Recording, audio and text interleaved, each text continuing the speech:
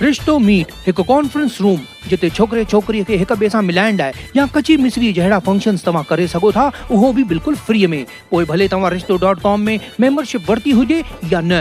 रिश्तो meet for your perfect match. नमस्कार, मैं राजेश दलवानी। आप देख रहे हैं उल्लास लाइन बुलेटिन। शहर की ताज़ा खबरें देखने के लिए हमारे न्यूज़ चैनल को जरूर सब्सक्राइब करें।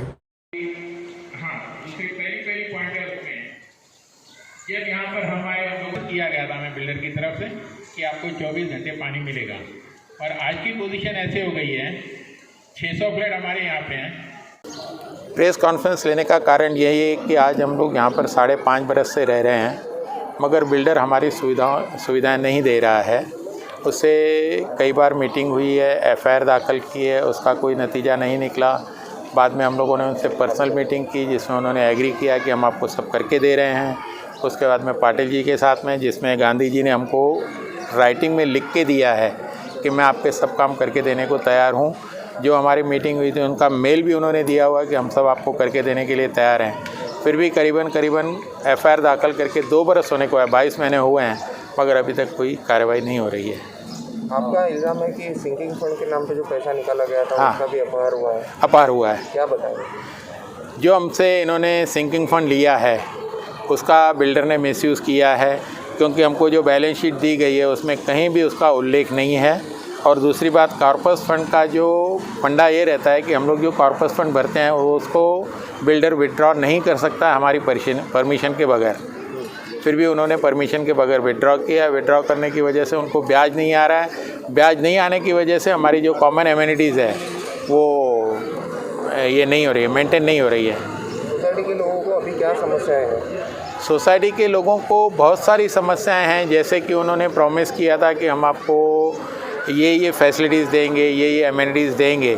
अब तो हम लोग भी 5 बरस में थक गए हैं। हम लोग सोचते हैं कि अगर बिल्डर हमको एमिनिटी नहीं देता है, नहीं देना चाहता है तो चलेगा, हमारे लिए हुए 3-3 लाख रुपए हमको वापस दे दे।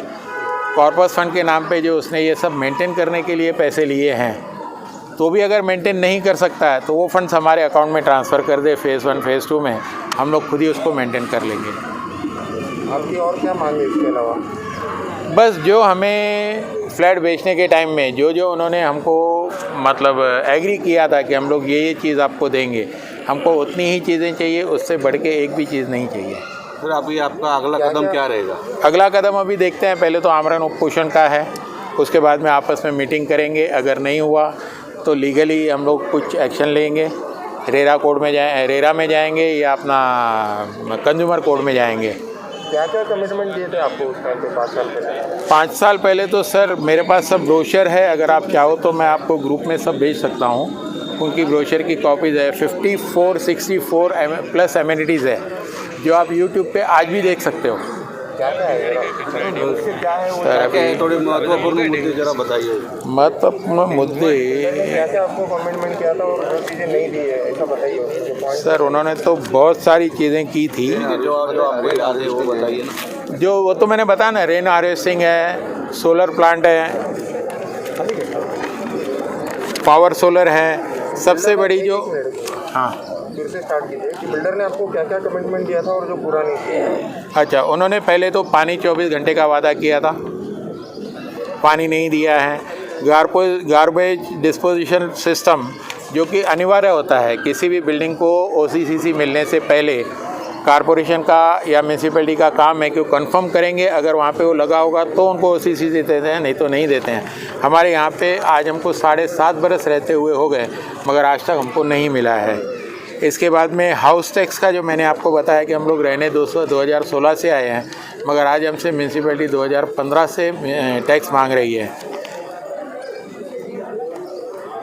यूएलसी फ्लैट जो बिल्डर के हैं 25 फ्लैट का वो लोग कुछ भी हमको भाड़ा वगैरह नहीं दे रहे हैं, ना हमको मेंटेनेंस दे रहे हैं। उनके 25 फ्लैट का जो भी खर्चा है वो हम लोग बेयर कर रहे हैं। हाँ, P2T में वाटर टैंक नहीं है। फेज़ 2 और फेज़ 3 के बीच में उन्होंने वॉल नहीं बांधा है, जिससे हमको प्राइवेसी नहीं है। रेन वाटर हार्वेस्टिंग नहीं है, फायर सिक्योरिटी अलार्म नहीं है, प्रोविज़न फॉर लैंडलाइन कनेक्शन नहीं है, टावर फाउंटेन नहीं है, बस सर्विस नहीं है, मंदिर नहीं बनाया है, हॉस्पिटल अभी तक नहीं बना है, सोलर पावर नहीं है, विंड मिल नहीं है, ऐसी बहुत सारी चीज़ें हैं जो उन्होंने हमें कमिट करके नहीं दी है। नमस्ते, मेरा नाम भारती है, इनका नाम आंचल है। हम फेज़ 1 में रहते हैं, मोहन सबर्बिया, अंबरनाथ वेस्ट। हमारी यहाँ की प्रॉब्लम, थैंक यू, हमारा आप ये कवर कर रहे हैं कि हमारे प्रॉब्लम्स हैं क्या। हमारे प्रॉब्लम्स बहुत सारे हैं, कुछ प्रॉब्लम्स हम आपके सामने रखना चाहते हैं। सबसे पहली समस्या हमारी है पानी की समस्या। पानी की समस्या, बिल्डर ने हमको प्रॉमिस किया हुआ था कि 24 घंटा हमको पानी मिलेगा। अब 24 घंटे में उसमें 3 प्रोजेक्ट्स थे उसके, फेज़ 1, फेज़ 2, फेज़ 4, फेज़ 3, ये चारों फेजेस में। और इसमें नैनो एक प्रोजेक्ट है जो कि पीछे साइड है यहाँ पे, वो प्रोजेक्ट में इंक्लूड नहीं था। जब पानी 2 MLD MIDC का पानी सैंक्शन मिला है तो वो 4 फेजेस के लिए था, नैनो के लिए नहीं था। अब बिल्डर क्या कर रहा है, 2 MLD में नैनो के प्रोजेक्ट्स जो अप्रॉक्सीमेटली 1500 फ्लैट्स हैं, ये 2 MLD का पानी 1500 फ्लैट्स में भी जा रहा है। दैट मीन्स फेज़ 1 को, फेज़ 2 को, फेज़ 4 को उतना सफिशेंट पानी नहीं मिल रहा है जितना उनको मिलना चाहिए। 24 घंटा तो दूर की बात है, दिन में 2 घंटे के भी पानी के आने के वांदे हैं। ये हमारा सबसे बड़ी समस्या है। दूसरी समस्या है हमारे मेंटेनेंस ऑफ द फैसिलिटीज़।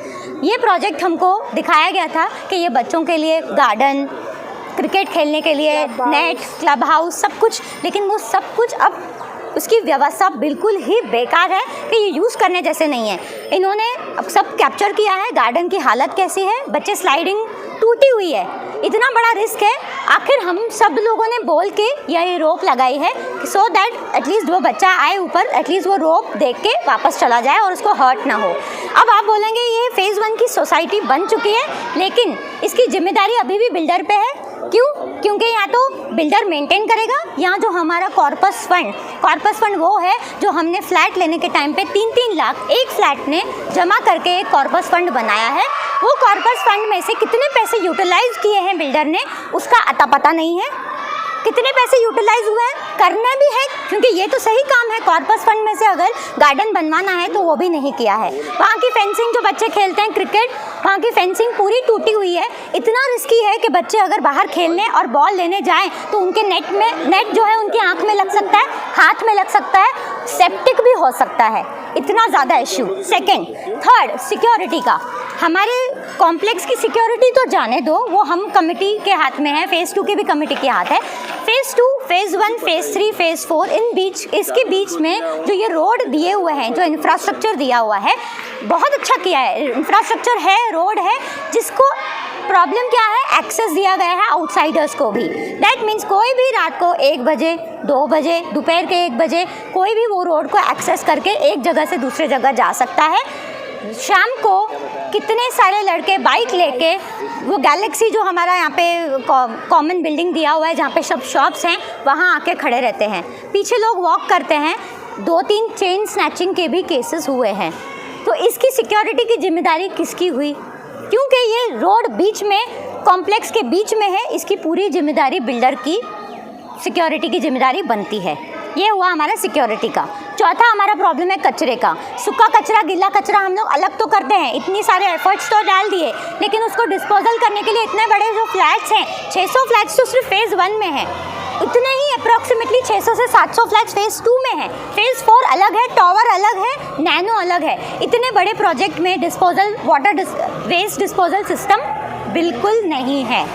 तो ये सारे प्रॉब्लम्स हम रिक्वेस्ट करते हैं, हम अभी भी यही बोलेंगे बिल्डर को कि प्लीज़ हमारे प्रॉब्लम्स को सॉल्व करो, जो हमारा हक का है वो हमको मिलना चाहिए, यही हमको बोलेंगे। Thank you. सो सर, जैसा कि अभी सब आपको इन डिटेल सारी लिस्ट बताई गई है, there are so many things कि एक बड़े टावर में जो एमिनिटीज़ बिल्डर प्रॉमिस करता है, लाइक रेन हार्वेस्टिंग हो गया, सोलार पावर हो गया, देन विंड मिल हो गया, STP हो गया, विच इज़ वेरी इसेंशियल। अगर वो नहीं रहेगा तो हमें म्यूनिसिपैलिटी से पेनल्टीज़ आएगी, क्योंकि अगर गार्बेज का ही प्रॉपर आपके पास में ये नहीं है, इको फ्रेंडली आपका टावर नहीं है, तो इससे तो हम और इतना क्राउड बढ़ के और हम लोग ज़्यादा पॉल्यूटेड कर रहे हैं।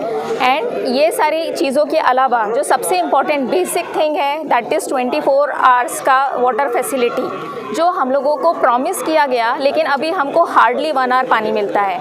एंड ऐसा कोई महीना नहीं है जहाँ पे एक दिन हमको टैंकर का खुद कॉस्ट बेयर करना पड़ता है, बिकॉज कहीं पर लाइन फूट गई है, ये हो गया है, वो हो गया। उसके लिए भी बिल्डर को एक 4000 का जो मेंबर्स के लिए उसने टाउनशिप बनाया है, उसके लिए पानी का एक उसके पास इनफ स्टोरेज होना चाहिए जहाँ पे वो रख सके और ऐसी सिचुएशन में वो उसको प्रोवाइड कर सके। रिसेंटली यहाँ वाटर लीकेज का एक वीडियो वायरल हुआ है, हाँ जी, लेकर आप क्या बोलना चाहिए? इसके लिए भी यही कहना है कि हम लोगों ने पैसा बिल्डर को दिया है, हम जानते हैं सब कुछ, लेकिन फिर भी हम किसी और पे उंगली नहीं उठाना चाहते हैं, बिकॉज बिल्डर को हमने पैसा दिया है, so we want justice from him only. We can not say anything about any authority और एनी जो थेफ्ट होता है, वाटर थेफ्ट, उसके लिए हम, क्योंकि वो जानता है, उसको सब पता है, लेकिन वो फिर भी आवाज़ नहीं कर रहा है, तो हम तो उसको ही चेस करेंगे और उसके साथ ही फाइट करेंगे। एंड हमारा जो P2T2 5 विंग्स है, ये फेज़ 2 का 20 विंग्स में P2T2 5 विंग्स है, उसको उसने सेपरेटली किया है। ये 15 विंग के साथ ना ही टैंक दिया है और इसका टैंक जो है वो दूसरे की प्रेमाइस में दिया है। This is very shocking. जो कोई भी खरीदते समय यही अज्यूम करेगा कि तुम्हारा टैंक तुम्हारी बिल्डिंग के पास है। So this is basic need जो हमारे पास नहीं है। पहिले मी मोहन ग्रुपमध्ये, मोहन सबर्बिया फेज 2 मध्ये राहतो। आम्हाला ते मोठे मोठे बॅनर दाखवतो की बाय युअर ड्रीम होम, आणि इथे राहून एक्सपिरियन्स झाला की हे ड्रीम होम कसलं ड्रीम होम, सर्व प्रॉब्लेम आहे, पाण्याचा प्रॉब्लेम, बेसिक प्रॉब्लेम। मी R2 मध्ये राहतो, P2T ते मागचा 5 बिल्डिंगला मदर टँक फेज 2 मध्ये आहेच नाही, ते फेज 1 मध्ये आहे, ते कसं संभव? आम्हाला पाण्याचा पुरवठा फेज 1 मधून आहे आणि ते जर आम्हाला अडवलं तर आम्हाला पाणी नाही, कसलं ड्रीम होम?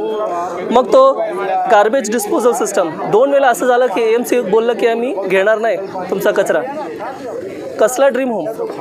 कचराच उचलून घेणार नाही, आमचा कचरा दारात पडणार, तर कसला ड्रीम होम?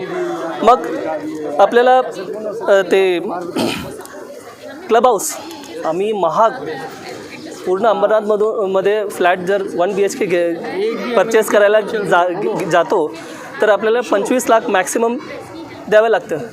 आम्ही 36 लाख दिलेलं आहे, ऑलमोस्ट 10 लाख जास्त दिलेलं आहे। कशासाठी? ॲम्युनिटीजसाठी। आणि आम्हाला ॲम्युनिटीज काय? 0, कुठलाही ॲम्युनिटीज मेंटेन नाही झालेला आहे, कसलं ड्रीम होम? मग door security, rain water harvesting हे काहीच दिलेलं नाही, डमी रेन वॉटर हार्वेस्टिंग आहे, ड्रीम होम, कसला ड्रीम होम?